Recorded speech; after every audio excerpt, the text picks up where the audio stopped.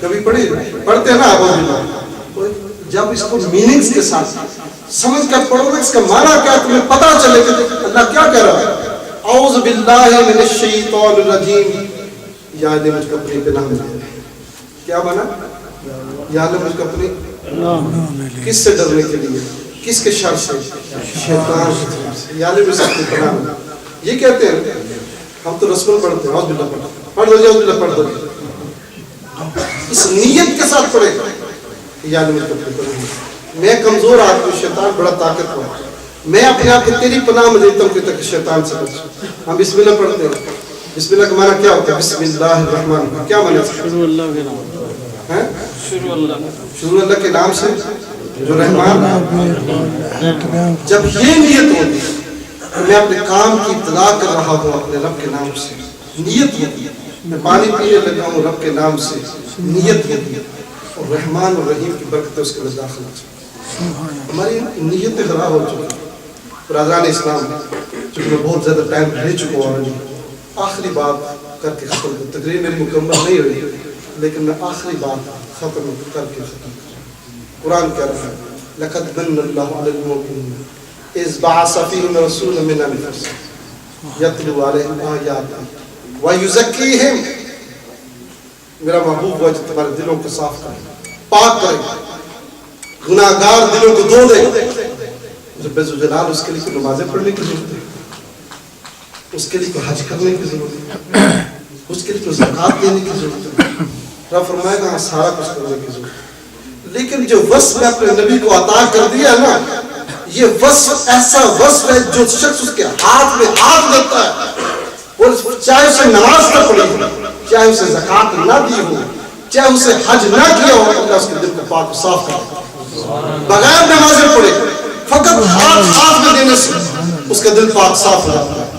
یہ رب ذوالجلال کو واقعہ بیان کرتا ہے کہ ہمیں پتہ چلے کہ نبی کریم صلی اللہ علیہ وسلم علیہ امت حضرت جسس پیر محمد کرم شاہ صاحب، جن کے قدموں میں بیٹھتا رہا، جن کے قدموں میں علامہ غلام جیلانی صاحب بیٹھتے رہے، جن کے قدموں میں بیٹھنے کی سعادت علامہ غلام مصطفیٰ بلوچ صاحب کو. اللہ کا عظیم ہے، اللہ کا نیک و پاک بندہ، جس نے انسانیت کو محبتیں دی، جس نے ہزاروں علماء تیار کیے. اس وقت 25,000 علماء فارغ ہو چکے ہیں، پوری دنیا کے اندر پھیلے ہوئے ہیں. میں فقط ایک ان کا نوکر خادم، فقط ایک. اس کی دعاؤں سے، شخص کی تربیت سے جو میں وہ حاصل نہیں کر سکا جو ان کی تمنا تھی، میں ان کا ایک نوکر دنیا کے 50 سے زیادہ ممالک میں خدمت کر رہا ہوں. ایک نوکر. اس شخص کے واقعہ بیان کرنے تفصیل میں نہیں جا سکتا. برادران اسلام، حضور ضیاء واقعہ بیان کرتے ہیں، حدیث پاک میں آتا ہے کہ نبی کریم صلی اللہ علیہ وسلم خانہ کعبہ کا طواف فرما رہے، طواف کر رہے. وہاں پر ایک فضیلہ نامی شخص بھی وہاں، وہ بھی حضور کے پیچھے بھی. اس نے سوچا آج یہ بڑا اہم موقع ہے، خانہ کعبہ خالی ہے، میں وہ اکیلا، یہ ہے مکہ کی سرزمین ہے، قریش مکہ نے آج تک جو کام نہیں کیا، آج میں وہ کام کروں. یہ وہ شخص ہے جس نے باپ کو بیٹے کو، بیٹے کو باپ سے لڑا دیا، بھائی کو بھائی سے جدا کر دیا، قبائل کو آپس میں لڑا دیا، اختلافات شروع ہو گئے. نیا میسج لے کر آیا اپنے والدین کے لیے، ہمارے بزرگوں کے عقیدے سے ہٹ گیا. اس شخص نے ہمیں نفرتوں میں پیدا کر دیا، اور قریش مکہ اس کو ختم کرنا چاہتے ہیں، اور سردار جو ہے رؤساء جو ہے ختم کرنا چاہتے ہیں. یوں تو کر نہیں سکتے، میں مسکین ختم کر دیتا. وہ نبی کریم صلی اللہ علیہ وسلم کے پیچھے یہ نیت کرتا جا رہا ہے. اس کے پاس چھرا یا جو کچھ بھی چیز تھی کرنے کے لیے اس کے پاس بغل کے اندر موجود تھی. جو نیت کر رہا ہے، حضور نے فرمایا ادھر تعال فرمایا، ادھر آؤ. پوچھا کیا سوچ رہے تھے؟ اس نے کچھ نہیں، میں بھی طواف کر رہا ہوں، آپ بھی کر رہے ہیں. لیکن نہیں، جو سوچ رہے تھے وہ باہر لے کر آؤ. سوچ رہے تھے باہر لے کر آؤ. کہتا ہے کچھ بھی نہیں، صحیح بات ہے محمد، کچھ نہیں، میں کچھ نہیں کر رہا. نبی کریم صلی اللہ علیہ وسلم نے فرمایا کہ تم یہ نہیں سوچ رہے تھے کہ جو قریش مکہ، رؤسائے مکہ کام نہیں کر سکے مجھے قتل کرنے کے لیے، تم کرنا چاہتے ہو؟ حق کا بقا رہے ہیں. کیا جو چیز میں جانتا ہوں رب جانتا ہے، اس شخص کو کیسے پتہ چلا؟ نبی کریم صلی اللہ علیہ وسلم فرمایا تم یہ سوچ رہے تھے، اسی وقت کہتے ہیں اشہد ان لا الہ الا اللہ واشہد ان محمد رسول اللہ، حضور کے ہاتھ میں ہاتھ دیتا ہے۔ واقعہ آگے آ گیا، تزکیے کا واقعہ آگے آ گیا۔ حیرانی پریشانی کے عالم میں جس شخص کو میں قتل کر رہا ہوں، وہ شخص آج میرا مقتدا بن گیا، میرا نبی بن گیا، اللہ کا رسول ہے۔ آج اس کے ہاتھ میں نے ہاتھ دے کر بیعت کر لی، مسلمان ہو گیا، کیا ہوا میرے سے؟ اندر کی دنیا بدل گئی، حالات بدل گئے، سوچ بدل گئی، وہ فکر سامنے آنے لگی جو رسول اللہ صلی اللہ علیہ وسلم کی تھی، اللہ کی توحید کی فکر سامنے آنے لگی، میں تو اس کے اوپر کھڑا ہویا۔ اب وہ چلتے اپنے گھر کی طرف جا رہے ہیں، راستے میں ایک گھر تھا جہاں ایک عورت رہتی تھی، جس عورت کے ساتھ ان کے قرآن تعلقات تھے جو کہ ناجائز قسم کے تھے۔ یہ گزرتے جا رہے ہیں، سر جھکا ہوا ہے، حیران پریشان، میرے ساتھ ہوا کیا؟ ہاتھ پہ ہاتھ دے آیا ہے اور میں مسلمان ہو چکا ہوں۔ چلتے جا رہے ہیں، سر جھکا ہوا ہے، وہ عورت کھڑی ہوئی ہے، انہوں نے سر جھکایا ہوا جا رہا ہے۔ اس نے گزر گیا، اس نے کہا خدا کیا بات آج کو ناراض ہے؟ وہ شخص جو میرے لیے انتظار کیا کرتا تھا آج سر جھکائے چاہتا، میرے حسن کے جلوے تو سارا مکہ دیکھتا، تم بھی ان کے اندر شریک تھے، اور آج تیرے ساتھ کیا ہوا؟ حضرت فضیلہ سر کو جھکائے گزر گئی۔ پھر اس نے سختی سے پوچھا کیا ہوا؟ اس نے کہا اے بی بی میرا تیرے سے محبت کا تعلق تھا، آج میں جس شخص کے ہاتھ میں اپنا ہاتھ دیکھ رہا ہے، آج پہلے میں تیری زلف کا اسیر تھا، آج میں اس کی زلف کا اسیر ہوں۔ پہلے میں تیری محبتوں میں گرفتار تھا، آج میں کسی اور کی محبت میں گرفتار ہو چکا ہوں۔ پہلے میں تیرے لیے قربانی دینا چاہتا تھا، آج میں اس کے لیے قربانی دے رہا ہوں جس کو میں ختم کرنا چاہتا تھا۔ اس کا یہ حکم ہے کسی غیر محرم کی طرف نظر اٹھا کر۔ حضرت فضیلہ نے کوئی قرآن نہیں پڑھا، کوئی جو ہے نمازیں نہیں پڑھی، کوئی حج نہیں کیا، کوئی زکاتیں نہیں دی، کوئی عمرے نہیں کی، لیکن فقط نبی کے ہاتھ میں اپنا ہاتھ دیا۔ اللہ نے دنیا کی حالت فضیلہ کی حالت بدل دی۔ وَيُزَكِّيهِمْ کہ ہم نے جو ٹوب دیا اپنے نبی کو لوگوں کے دلوں کو پاک اور صاف کرنے کا، آج اس کا نظارہ دیکھیں، نظارہ دیکھیں، دنیا میں 1 ارب سے زیادہ مسلمان اس کائنات کے اندر موجود ہیں تو صحیح نا؟ اس طاقت کا ہم نے الفاظ چھوڑے، اس طاقت کو بھی کمزور سمجھا۔ یہی وجہ کہ آپ کا دشمن آپ کے سر پر کھڑا ہوا اور آپ کو اس کا علم نہیں ہے، آپ ہے کیا؟ 18 کروڑ کے لوگ ہیں، کتنے کو مار سکتا ہے؟ لیکن چونکہ قیادت بزدل ہو جاتی ہے، قوم کمزور دل ہو جاتی ہے۔ برادران اسلام او اسلام، ہم کسی اگر وفادار ہونا چاہتے ہیں تو دنیا دار کے نہ ہو، رب کے ہو۔ اگر وفادار ہونا چاہتے ہیں، غلامی کا توق پہننا چاہتے ہیں تو اللہ کے نبی کی غلامی کا پہنو، اللہ تمہارے دلوں کے اندر جرأت پیدا کرے گا۔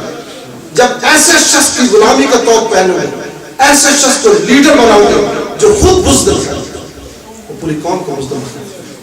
اللہ رب العزت ہمیں نیک اور صالح قیادت عطا فرمائے۔ اللہ رب العزت نبی کریم صلی اللہ علیہ وسلم کے اس احسان کو سمجھنے کی توفیق عطا فرمائے۔ اللہ رب العزت ہم کو قرآن مقدس جو اللہ کا کتاب ہے، جو اللہ کے نبی صلی اللہ علیہ وسلم لے کر آئے، اس کو سمجھنے کی توفیق عطا فرمائے۔ وہ حکمت و دانائی جو نبی کریم صلی اللہ علیہ وسلم نے ہم کو جو احادیث کی شکل میں عطا کی، اللہ تعالیٰ ان کو سمجھنے کی توفیق عطا فرمائے۔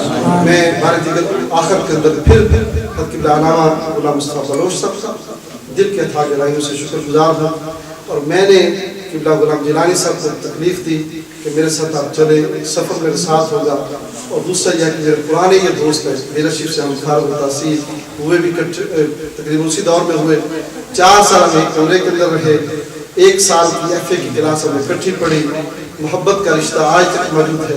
مسلم ہینڈ کے یہ ٹرسٹی بھی ہیں اور بڑی محبت بڑی شخصیت ہے، اور غلام مصطفیٰ بلوچ صاحب کے ساتھ اتنا محبت کا تعلق پرانا جو دارالعلوم کے زمانے سے ہے۔ مجھے 14 سال سے فرما رہے ہیں کہ تم آسٹریا ہو، لیکن وقت آڑے آتے، سستی یقیناً آڑے آتے۔ آج اللہ رب العزت نے ایک موقع دیا کہ آپ کی خدمت میں حضور کی تعریف کرنے کے لیے یہاں پر حاضر ہوئے. اور جاتے جاتے ایک لطیفہ آپ کو سنا دوں. رات کو دوست سنا رہے تھے کہ 2 ڈاکٹروں کی ملاقات 25 سال کے بعد ہوئی. 25 سال کے بعد ایک ڈاکٹر نے دوسرے کو کہا کہ یار آج 25 سال کے بعد ملے تو اگلی ملاقات کب ہوگی؟ تو میں نے رات کو جو ہے لقمہ دیا، دوست بتا رہے تھے. میں نے کہا پھر قیامت کے دن ہوگی. 25 سال کے بعد اگر ہوئی ہے تو پھر اگلی تو موت کے بعد ہوگی. تو الحمدللہ موت سے پہلے ہم یہاں پر پہنچ گئے ہیں. اللہ تعالیٰ آپ کی زندگیوں کو مال کو برکت نازل فرمائے اور ہم آپ کے لیے دن اور رات کی دعا کریں. تقریر جڑی نے 1 گھنٹے سے رہ گئی. اللہ مہربانی 1 گھنٹے سے رہ گئی. چلو جناب محتاج تعارف نہیں، جب سورج نکلا ہوا ہو تو اس کی شعاؤں کی بتانے کی ضرورت نہیں رہتی کہ وہ ان کی تمازت ہمارے جسموں کو، ہماری روح کو ایک حرکت اور ایک تمازت فراہم کر رہی ہے. تو حقیقت میں ان کی دل سے اٹھنے والی باتیں یا وہ کہہ لیں جو ایک برقی لہریں تھیں، انہوں نے ہمارے دل کے اندر جو اللہ جل وعلا کے ساتھ ٹوٹے ہوئے رشتہ تھا وہ جوڑنے کی ایک بہترین سائی فرمائی ہے اور ہمیں بتایا ہے کہ حماقت کیا ہے اور دانائی کیا ہے. کہ لمبے لمبے سفروں کو تو ہم بھول جاتے ہیں جو آخرت کا سفر ہے، اور جو چھوٹے چھوٹے سفر ہیں ہم ان کے لیے تیاریاں کرتے رہتے ہیں. 1 منٹ میں ایک چھوٹی سی بات ہمارے ذہن میں آ رہی ہے. یہ اس دور کی کیفیت نہیں، انسان فطرتی طور پر مجھ سمیت ہم اکثر الا ماشاءاللہ جس کو اللہ تعالیٰ بچا لے ایسے ہی واقعہ ہوئے ہیں. ہارون رشید کا زمانہ بڑا اچھا سمجھا جاتا ہے. اس دور کے اندر ایک بہنوئی تنار ہوتا تھا، وہ مجذوب تھا، وہ مٹی کے گھروں سے بھی بنایا جاتا تھا اور بادشاہ سلامت ہارون رشید سے گپ شپ لگایا کرتے تھے، مذاق بھی کر لیتے تھے. تو ایک روز بادشاہ نے اسے چھڑی دی اور کہا کہ تمہیں اس سے زیادہ کوئی بے وقوف ملے تو یہ چھڑی اس کو دے دے. خیر پہلوئے دانا نے وہ چھڑی اپنے پاس رکھ لی. ایک دن جب بادشاہ بہت حلیم ہو گیا اور قریب برق تھا، وہ بادشاہ کو ملنے کے لیے آیا. کہنے لگا بادشاہ سلامت کیا بات ہے؟ وہ کہتے ہیں زیادہ باتیں نہ کرو، بڑا لمبا سفر درکار ہے، میں نے سفر پر جانا ہے. وہ کہنے لگا لیکن میں دیکھ نہیں رہا، آپ کے اونٹ، ان پر بڑے بڑے غالیچے، بڑے بڑے خیمے اور آپ کا لاؤ لشکر نظر نہیں آ رہا. آپ تو چھوٹے چھوٹے سفروں پر جاتے ہیں تو اس کے لیے پہلے تیاریاں شروع ہو جاتی ہیں. بادشاہ نے اس منزل پہ ٹھہرنا ہے، پھر منزل پہ ٹھہرنا ہے، کھانے کا اہتمام ہوگا، لشکروں کے اہتمام ہوگا. تبھی وقوف باتیں نہ کر، وہ بڑا لمبا سفر ہے، میں سفروں کی بات نہیں کر رہا. وہ کون سا لمبا سفر ہے جس کے بالکل تیاری نہیں کر رہے؟ آپ اپنے سفروں پر جاتے تھے، دوسرے ممالک میں جاتے تھے، دوسرے صوبوں میں جاتے تھے، اپنی ٹیریٹری میں جاتے تھے. آج لمبے سفر میں تو زیادہ پلان ہونا چاہیے تھا. وہ کہنے لگا خدا کے بندے یہ وہ سفر ہے جہاں پر غالیچے کام نہیں آتے، جہاں پر بڑے بڑے لدے ہوئے اونٹ کام نہیں آتے، وہاں پر میرے لشکری کام نہیں آتا، بلکہ یہ وہ سفر ہے جہاں اکیلے ہی طے کرنا ہوتا ہے اور پھر اس کا یہ اہتمام نہیں ہو سکتا. اس نے کہا بادشاہ سلامت یہ چھڑی اپنے پاس رکھ لیں. وہ بھول چکا تھا. کہنے لگا پہلو بے وقوف کی بات کر میں نے چھڑی کو کیا کرنا ہے؟ تو کہنے لگا بادشاہ سلامت اگر تو یاد کر تو نے مجھے چھڑی کسی غرض سے دی تھی کہ اگر مجھ سے تو زیادہ تمہیں بے وقوف نظر آئے تو چھڑی کس کو تھما دے. مجھے تو ہی بے وقوف نظر آیا ہے کہ چھوٹے چھوٹے سفروں پر بڑے بڑے منصوبے بناتا تھا، غالیچے لے کر، بڑے بڑے لشکری لاؤ لے کر اور پھر پہلے سے خیمے بنا دیا کرتا تھا. اس کے لیے تیاریاں کرتا رہا. جو اتنا لمبا سفر تھا اس کی کوئی تیاری نہیں کی. تو میں اپنے سے زیادہ تجھے ہی بے وقوف سمجھتا ہوں کہ چھڑی اپنی واپس لے لے. تو حقیقت میں اسی کی ایک عکاسی، اسی کی ایک جھلک دکھا رہے تھے جناب سید لکھتے ہیں حسین شاہ صاحب. اور ہم اسی دور سے گزرے اور گزر رہے ہیں. لیکن حقیقت یہ ہے کہ ہمارا اپنا دور ہے. اسی دور میں ہم نے نہیں رہنا، وہ لمبا سفر ہے. اس لمبے سفر کی تیاری کرنی ہے اور جو ہمارے پاس مال و دولت کی کثرت آتی ہے تو ہم بھول جاتے ہیں کہ ہم نے مرنا شاید نہیں ہے، لیکن جیسے شاہ صاحب فرما رہے تھے یقیناً ہم نے مرنا ہے، ہر شخص کہتا ہے لیکن اس کا اظہار نہیں کرتا اپنے عمل کے ساتھ۔ اللہ جل وعلا ہمیں عمل پیرائی کی توفیق عطا فرمائے۔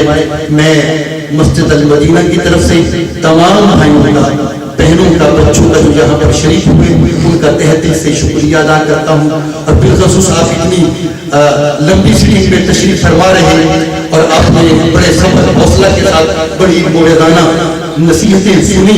اللہ تعالیٰ اس پر عمل پیرائی کی توفیق عطا فرمائے، اور بالخصوص جو سینٹرز ہوتے ہیں، جو چلانے والے ہوتے ہیں، وہ بڑی تلوڑ کرتے ہیں۔ اس اعتبار سے میں جناب محمد اکرم بٹ صاحب کا جو ٹائم نکال کر جہاں پر تشریف لے کر آئے، کیونکہ مسجد بلال کا شکر گزار ہوں۔ اس طریقے سے منہاج سینٹر کے جناب رہنما تشریف فرما رہے ہیں خواجہ نظیم صاحب کا، ان کا شکر گزار ہوں۔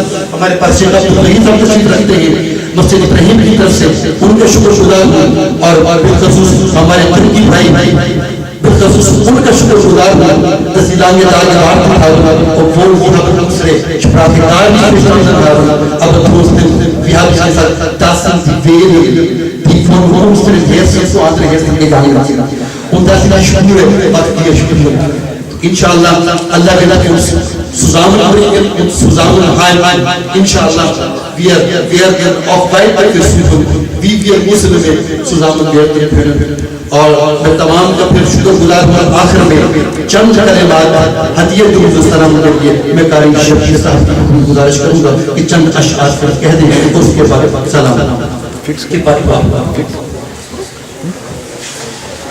مصطفیٰ